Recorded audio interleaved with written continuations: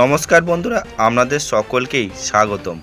আজকের ভিডিওতে এমন একটি গুরুত্বপূর্ণ স্বাস্থ্য সংক্রান্ত আপডেট নিয়ে আলোচনা করব, যা পশ্চিমবঙ্গের বহু পরিবারের জন্য গুরুত্বপূর্ণ হতে পারে। সম্প্রতি মুর্শিদাবাদের রেজিংনগর থেকে মুখ্যমন্ত্রী শুভেন্দু অধিকারী ঘোষণা করেছেন যে যারা আয়ুষ্মান ভারত প্রকল্পের সুবিধা পাবেন না তাদের জন্য মুখ্যমন্ত্রী স্বাস্থ্য বিমা যোজনার মাধ্যমে সর্বোচ্চ 5 লক্ষ টাকা পর্যন্ত স্বাস্থ্য বিমার সুবিধা দেওয়া হবে।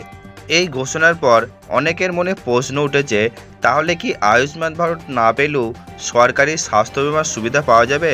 মুখ্যমন্ত্রীর বক্তব্য অনুযায়ী উত্তর হলো হ্যাঁ।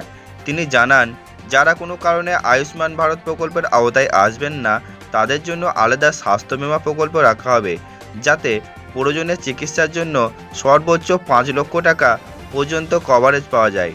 বর্তমানে রাজ্যের আয়ুষ্মান ভারত প্রকল্পে অন্তর্ভুক্তির কাজ চলছে এবং অনেক জায়গায় আবেদনপত্র জমা নেওয়া হচ্ছে। তবে কারা এই প্রকল্পের জন্য যোগ্য হবেন তা নিয়ে সাধারণ মানুষের মধ্যে কিছু বিভ্রান্তি ছিল, সেই বিষয়ে এই ঘোষণা এসেছে।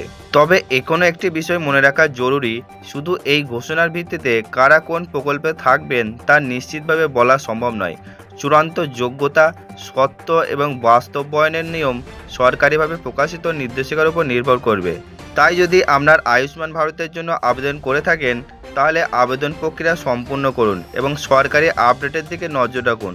ভবিষ্যতে যদি মুখ্যমন্ত্রীর স্বাস্থ্য বিমা যোজনা সম্পর্কে বিস্তারিত নির্দেশিকা প্রকাশ করা হয় তাহলে সেই তথ্য আপনাদের কাছে পৌঁছে দেওয়া। বন্ধুরা, স্বাস্থ্য বিমা প্রকল্পের মূল উদ্দেশ্য হলো চিকিৎসার খরচের চাপ কমানো। তাই কোনো নতুন ঘোষণা এলে সরকারি সূত্র থেকে তথ্য যাচাই করে তবেই সিদ্ধান্ত নিন। ভিডিওটা যদি আপনাদের উপকারী মনে হয় তাহলে একটি লাইক করুন, শেয়ার করুন এবং আমাদের চ্যানেলটি সাবস্ক্রাইব করে পাশে থাকা বেল আইকনটি চাপুন, যাতে সরকারি প্রকল্প, স্বাস্থ্য বিমা, কৃষক বন্ধু, আয়ুষ্মান ভারত এবং অন্যান্য গুরুত্বপূর্ণ আপডেট সবার আগে পেয়ে যান। ধন্যবাদ, ভালো থাকুন, সুস্থ থাকুন, আবার দেখা হবে পরবর্তী ভিডিওতে।